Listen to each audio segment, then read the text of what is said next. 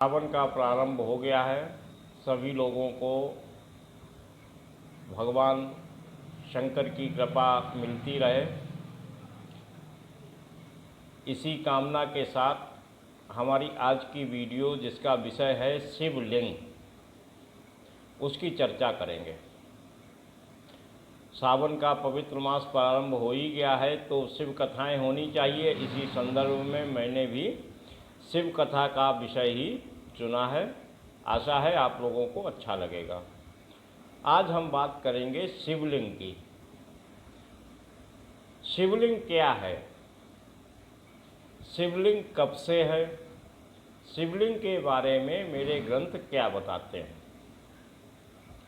तो शिवलिंग की कथा ऐसे प्रारंभ होती है कि एक बार नारद जी संपूर्ण ब्रह्मांड में घूमते हुए जा रहे थे और उन्होंने अनेक स्थानों पर शिवलिंग देखे।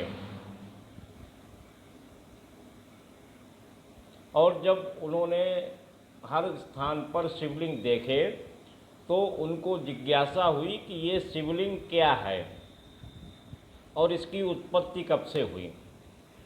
तो ब्रह्मा जी के पास गए और ब्रह्मा जी से उन्होंने पूछा कि शिवलिंग की महिमा आप हमें बताइए, इसकी उत्पत्ति कब से हुई।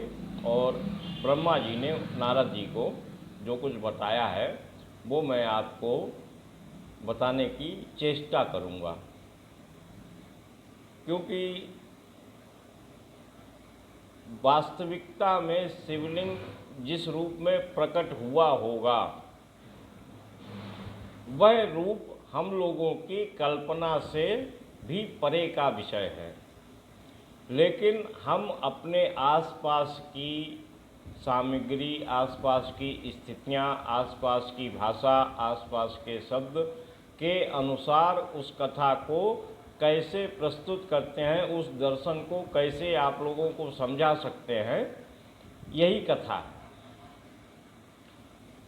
तो सृष्टि का प्रारंभ हुआ। सृष्टि के प्रारंभ में ये ब्रह्मा जी बता रहे हैं, सृष्टि के प्रारंभ में दो तत्व थे, एक पुरुष और एक प्रकृति। पुरुष को आप विष्णु जी मान सकते हो और प्रकृति को लक्ष्मी जी। इनके लिए शब्द इस्तेमाल किए गए हैं ग्रंथों में, नारायण और नारायणी। तो आप नारायण को कुछ और समझें, नारायणी को कुछ और समझें। इससे अच्छा है कि आप, मैंने जो समझा है वह मैं आपको बता रहा हूँ कि विष्णु और लक्ष्मी आप समझ सकते हैं। अब ये विष्णु और लक्ष्मी कैसे, विष्णु और लक्ष्मी के रूप तक का सफ़र क्या है, यात्रा क्या है, ये थोड़ा सा समझ लीजिए। प्रकृति और पुरुष दो तत्व हैं। उन तत्वों ने आपस में संयोग करके 24 तत्व में एक ब्रह्मांड का निर्माण किया। और उस ब्रह्मांड के केंद्र में विष्णु जी, नारायण जो पुरुष थे वो विष्णु के रूप में प्रकट हो गए और प्रकृति जो है वो लक्ष्मी जी के रूप में प्रकट हो गई। अभी और सृष्टि नहीं हुई है, केवल विष्णु, प्रकृति और पुरुष, और उसके साथ में प्रकृति और पुरुष के संयोग से 24 तत्व में एक ब्रह्मांड उत्पन्न हुआ है। और यह सब 24 तत्वों की उत्पत्ति होते होते एक कल्प बीत गया। और एक कल्प बीतने के बाद विष्णु जी अपने क्षीर सागर में पुनः सो गए। ये एक समय निर्धारित है कि इस समय तक क्रिया होगी और इसके बाद फिर विश्राम होगा। तो विश्राम की अवस्था में विष्णु जी क्षीर सागर में निद्रा में सो गए। 24 तत्व उत्पन्न हो चुके थे उस समय। और जब 24 तत्व उत्पन्न हो चुके थे और विष्णु जी निद्रा में थे, यानी कि विश्राम अवस्था में थे, तब उनकी नाभि से, यानी कि उनके केंद्र से, विष्णु जी के केंद्र से, नाभि मतलब केंद्र आप मान लीजिए, क्योंकि हमारे दृष्टिकोण जो है वो तत्व रहता है, अध्यात्म नहीं रहता है, इसलिए नाभि का मतलब केंद्र, centre, centre of our universe, अपनारे ब्रह्मांड का केंद्र जो है उसमें से एक कमल निकला, और उस कमल ने विस्तार प्राप्त करके उस कमल के बेल में से पुष्प निकला, और उस पुष्प पर ब्रह्मा जी प्रकट हो गए, ब्रह्मा जी का जन्म हुआ। जन्म मान लीजिए आप, या प्रकट, हमारी आध्यात्मिक कहानियों में, हमारी जितनी भी धार्मिक कहानियाँ हैं उसमें जन्म के स्थान पर आप लोग प्रकट होना मानिए, तभी समझ में आएगा। जन्म थोड़ा सा तात्विक नहीं रह जाता है, आध्यात्मिक हो जाता है, इसलिए आप प्रकट होना मानिए। तो ब्रह्मा जी प्रकट हो गए, तब तक उनके विश्राम, विष्णु जी के विश्राम का समय भी समाप्त हो गया। मतलब कल्प के जो 2 भाग होते हैं, दिन और रात, तो रात में ब्रह्मा जी का जन्म हो गया। अब जब ब्रह्मा जी का जन्म हुआ, ब्रह्मा जी का प्रकट हुए, तो ब्रह्मा जी ने इधर उधर देखा तो उन्हें कुछ दिखाई नहीं पड़ा, तो वो स्वयं ही अपनी नाल में, यानी कि कमल का पुष्प जो था उसकी नाल में घुस गए कि देखें इस नाल का कहीं तो अंत होगा। तो वो उस नाल में जब प्रवेश किए हैं तो उसका अंत वो नहीं ढूंढ पाए और वो बाहर आ गए। तब जब वो बाहर आए तब तक विष्णु जी उनके सामने आ गए और उनको वत्स वत्स कह के, यानी कि पुत्र पुत्र कहकर पुकारने लगे। इस पर ब्रह्मा जी उन पर क्रोधित हो गए, नाराज हो गए कि आप मुझे वत्स कैसे पुकार सकते हैं, मैं क्या आपका आश्रित हूँ? मैं तो यहाँ पर स्वयंभू हूँ, मैं स्वयं ब्रह्मा हूँ, मैंने स्वयं उनको उस समय अहंकार और उत्पन्न हो चुका था मह तत्व, तो उनको अपने बारे में ज्ञान प्राप्त हो गया था कि मैं इस सृष्टि का उत्पत्ति करता हूँ। तो आप कौन हैं जो आप मुझे? तो विष्णु जी ने कहा कि मैं आपका जन्मदाता हूँ, मेरी ही नाभि से आप कमल का पुष्प हुआ और उससे आप प्रकट हुए, इसलिए हम दोनों समान हैं। आप मुझसे उत्पन्न हुए हैं, इसलिए मैं वत्स वत्स कह रहा हूँ। ब्रह्मा जी ने ये बात नहीं मानी क्योंकि उस समय माया उत्पन्न हो चुकी थी। तो ये ब्रह्मा और विष्णु में लड़ाई होने लगी। ब्रह्मा और विष्णु की लड़ाई में जब अंत नहीं हो रहा था तब उनके बीच में एक अग्नि की ज्वालामाला प्रकट हुई। अग्नि की ज्वालामाला एक खंबे के समान, खंबा, आप ये शब्द खंबा एक समझ रहे हैं आप ना, एक खंबे की भांति एक अग्नि ज्वालामाला खंबे के रूप में प्रकट हुई। वो इतनी विशाल थी कि उसका आदि मध्य और अंत भी नहीं देखा जा सकता था। मतलब आदि और अंत तो अलग की बात है, उसका मध्य भी नहीं जाना जा सकता था कि इसका मध्य कहाँ पे है। तो ब्रह्मा जी और विष्णु जी ने अपनी लड़ाई को रोक दिया और बोला हम लोग क्यों लड़ रहे हैं, हमारी लड़ाई में ये तीसरा कौन आ गया, ये पहले इसका पता करो। तो ब्रह्मा जी श्वेत हंस का रूप धारण करके उस ज्वालामाला के अंदर ऊपर की ओर गए और विष्णु जी श्वेत बाराह का रूप धारण करके उस ज्वालामाला जो खंभ रूप में थी इस ज्वालामाला को एक शब्द से और वर्णित किया गया है, वो बहुत ज़्यादा प्रचलित नहीं है। इसका जो मुझे सबसे अच्छा शब्द लगता है वह है स्थाणु। स्थाणु शब्द इसके लिए सबसे ज़्यादा उपयुक्त है और ये ग्रंथों में भी वर्णित है स्थाणु। इसकी चर्चा फिर कभी करेंगे। तो जब ये लोग कई हजार वर्षों तक ढूंढते रहे और इनको अंत नहीं मिला, तो ऊपर से विष्णु ब्रह्मा जी हंस के रूप में नीचे आ गए और नीचे से वराह रूप में विष्णु जी ऊपर आ गए। तो ये फिर आपस में आके मिले कि हमें तो इनका आदि मध्य और अंत ही नहीं मिल रहा है।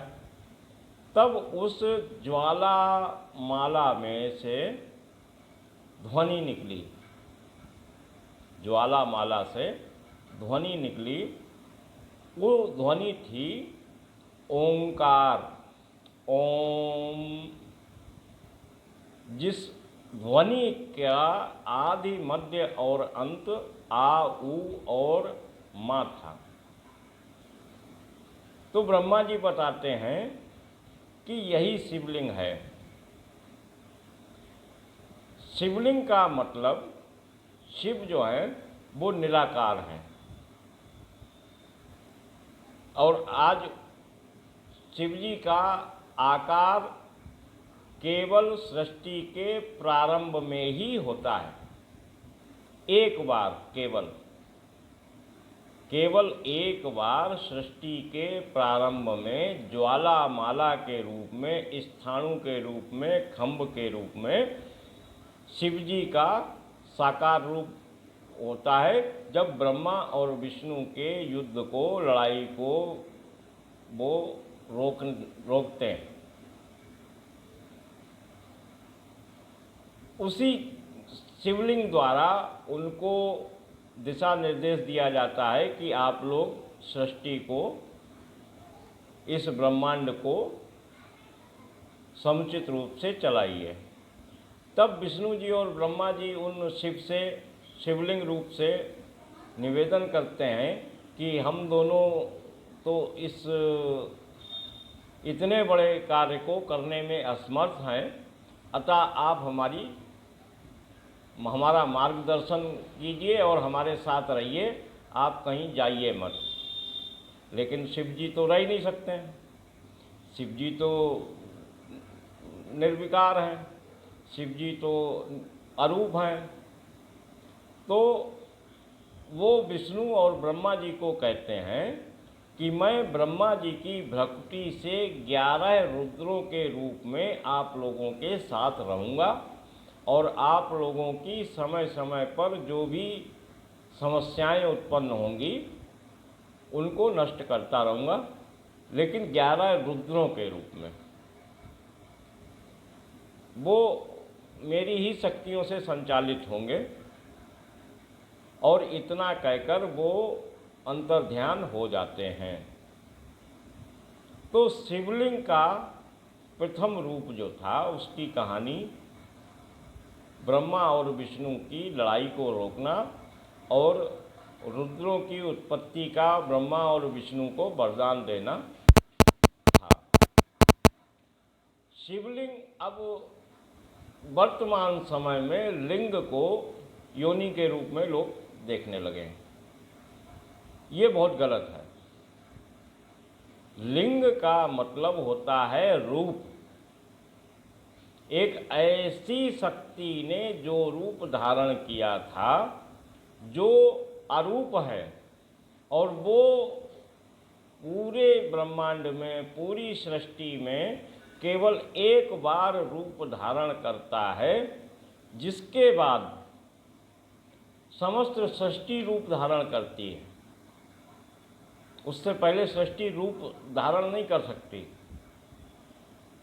उस रूप को शिवलिंग कहा जाता है। शिव जो है वो परम सत्ता, शिव को आप राम भी मान सकते हो, और शिव को ये उनका अग्नि रूप था, अग्नि है। और रामचंद्र जी को भी उत्तरकांड में अगर आप ध्यान से पढ़ोगे तो अग्नि माना गया है। विष्णु के मदद करने के लिए विष्णु अवतार के रूप में जब भी आते हैं तब वो शिव ही आते हैं, मेरा ऐसा मानना है। तो शिवलिंग का मतलब शंकर जी का लिंग ना होकर, शंकर जी की योनि ना होकर, शंकर जी के शरीर का अंग ना होकर शिव का रूपमय होना होता है। शिव जी जब अपना रूप धारण करते हैं, जो शक्ति रूप धारण नहीं करना चाहती, नहीं करती, पूरी सृष्टि के क्रियान्वयन, संचालन और प्रलय तक वो शक्ति अदृश्य रहती है, वो सृष्टि के प्रारंभ में एक बार जो रूप धारण करती है वह शिवलिंग होता है। और उसी को, इसीलिए हम उस पर जल चढ़ाते हैं, ताकि हम अपनी भावना के अनुसार उसको सजीव रख पाए, उसको स्वरूप रख पाए। क्योंकि यदि अग्नि आएगी और अग्नि चली जाती है, तो ये शिवलिंग का रूप है। शिवलिंग भगवान शिव का इस सृष्टि में एकमात्र रूप है, इसके अतिरिक्त उनका कहीं कोई रूप नहीं है।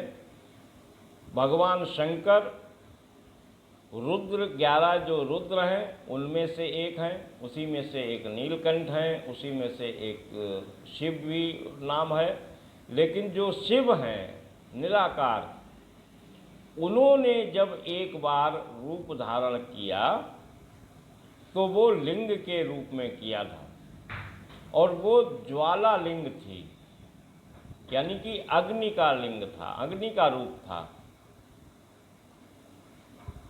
और मेरा बहुत बड़ा सौभाग्य है कि मैं जिस फर्रुखाबाद में रहता हूँ, मेरे घर के बिल्कुल सामने ही एक मंदिर है। आप लोगों ने मेरी वीडियो में अक्सर घंटी बजते सुना होगा। तो हमारे घर के सामने एक मंदिर है, उस मंदिर का नाम भी ज्वालेश्वर नाथ मंदिर है। तो उसकी महिमा तो बहुत ज़्यादा होगी, प्रभाव बहुत ज़्यादा होगा, लोग समझ पाएँ अथवा ना समझ पाएँ, क्योंकि ज्वाला के रूप में ही प्रथम शिवलिंग है। और हमारे यहाँ मंदिर का नाम है मंदिर श्री ज्वालेश्वर नाथ। तो आप लोग कमेंट करके बताइएगा कि शिवलिंग का ये रूप, शिवलिंग रूप की ये कथा आपको कैसी लगी। कमेंट में ओम नमः शिवाय लिख दीजिएगा।